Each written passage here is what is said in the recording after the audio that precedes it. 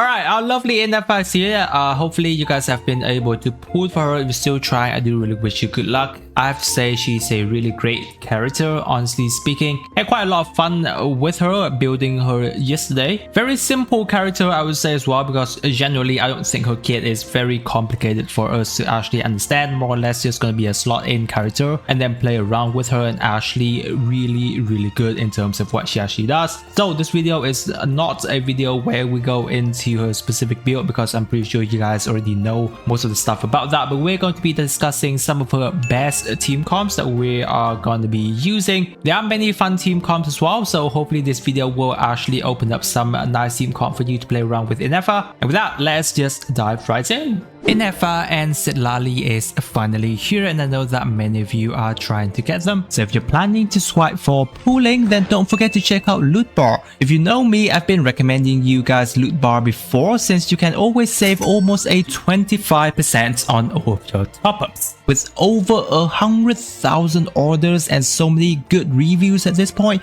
And by the way, this also applies to PS5 and Xbox user who can place orders through Loot Bar. You can be sure that Loot Bar is trustworthy.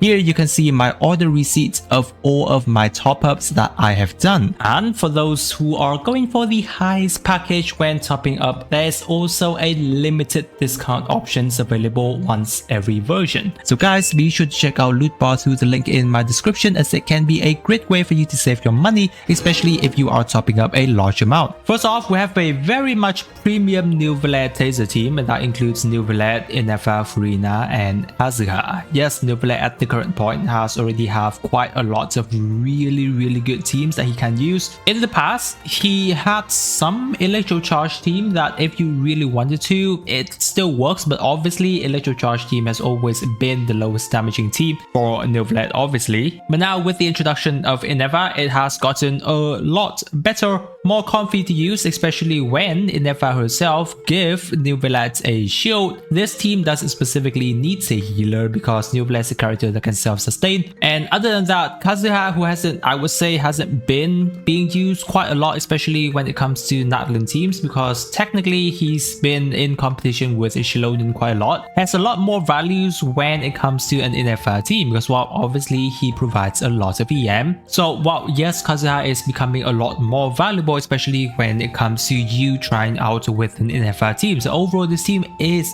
very nice. Can be using Kazuha once again, saving your Shilonen slot in some of your other teams, because Shilonen is a very competitive character that many teams would love, and open up another team comps that Neuvillette can use. For a very much free-to-play Taser team, then yes, it's going to be Xingqiu, Ineffa Official, and Sucrose. Technically insanely free-to-play team, because they are all 1.0 character. Apart from Ineffa, I'm pretty sure all of you guys should already have all C6 character. For the 4-star, well, if you don't, then Xingqiu and Official are both on the banner right now to actually give you more chance of C6ing them. Very simple team to play. Just set everything up, and then you having your Sucrose being on the field to drive Xingqiu, and applying a Nemo for Hydro Swirl and keeping the Lunar Charge reaction going. Obviously really good team. Sucrose Taser's team has always been quite viable before, obviously not to the point where in competition with the other teams, but now with the introduction of Ineffa buffing quite a lot to Electro Charge, this team is really much powerful. Really nice to have Ineffa actually bringing back Electro Charge like this. Now of course, Ineffa don't just only work in a purely Electro and Hydro team, because while she can work really well in the Happy Bloom team as well, and one such is going to be Nahida, Ineffa, Furina, and a Yelan. Pretty much a powerhouse Hyper Bloom team. For you're probably not going to be doing too much Hyper Bloom in this team, because Furina and Yelan are more or less going to be focusing on dealing a lot more off-field damage for the team.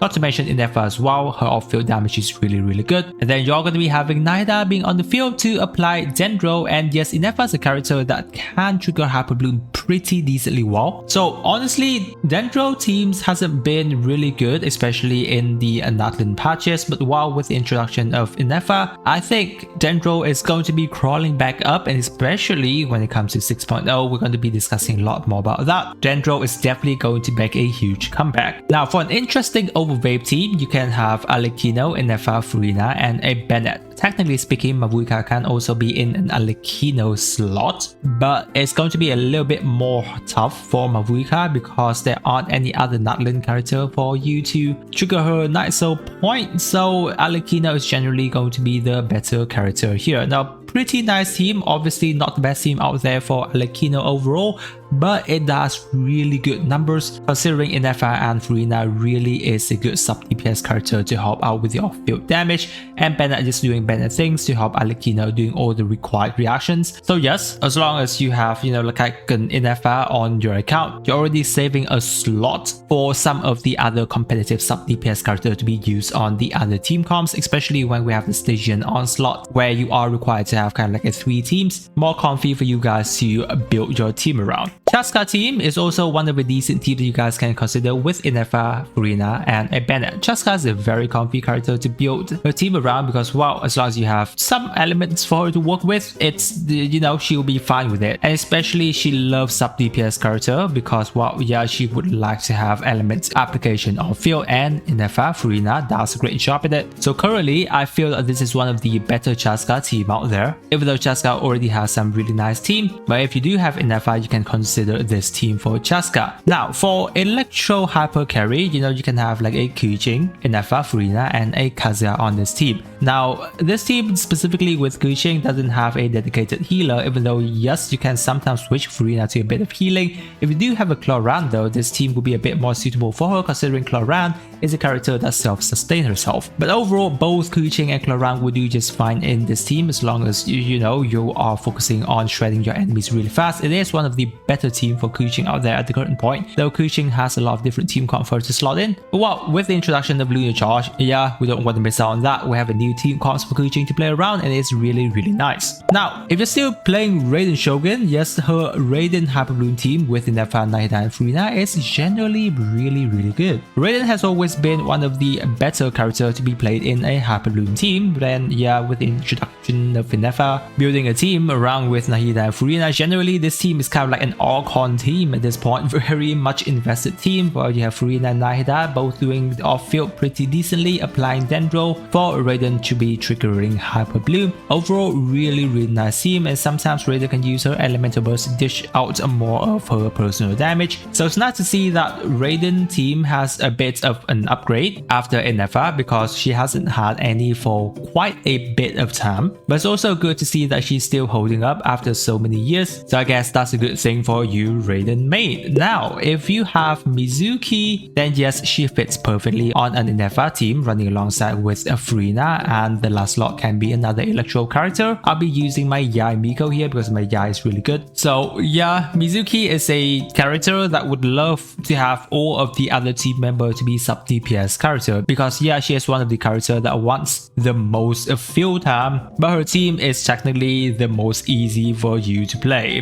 Basically a pretty much brain dead team as you set up all of your sub DPS character, and then that is pretty much it. Don't really have to think too much about anything else. It's also a good team for Mizuki to look into considering some of the other teams, sometimes you are required to have it on other teams building. So Mizuki team is generally still pretty much competitive out there whenever you are looking into Abyss team comps. The Veresa Electro teams with Ineffa, Furina, and Bennett is basically usable. Obviously not the best team because generally her Overload team is really good. But wow, if you kind of want to have a little bit of a different team comp for Veresa, this team with Ineffa can do really decently well. Considering that Veresa is a character that is a little bit limited towards team comp building for very much a specific supportive character, having a bit of a different team variety with a nice little different character to have a bit of Lunar Charge on her team can be fun at times. So that's something for you to consider about your Veresa team.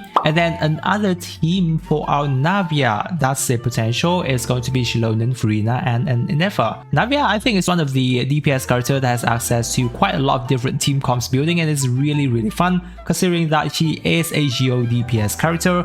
You only need like Shilonen, and then basically a last 2 slot can technically have any of the character and they'll be fine. So Furina and Ineffa can be slotted into here to give a bit of a Lunar Charge while helping Navia dealing a lot of sub DPS damage. But technically not the best optimal team for Navia, as we do have some better Navia teams out there. But well, as long as you can fit in a new character to play around with your Navia, it does open up the variety of team comp, especially when you are sometimes maybe tied into character building when it comes to Station Onslaught team building, for example. So those I would say are some of the best team. I say those are the top 10 teams for Ineffa that I've been working with for the current point. I know that Ineffa can have quite a lot of different team comps for us to play around. So if you do have any other teams that you have been using and find it really well with Ineffa, leave it down in the comment section, as I always love to discuss with you guys there. I hope that the video have been helpful to you guys. If you're new to the channel, don't forget to subscribe to not miss out on my future Genshin videos. With that, I wish you a super day and I'll catch you on my next video.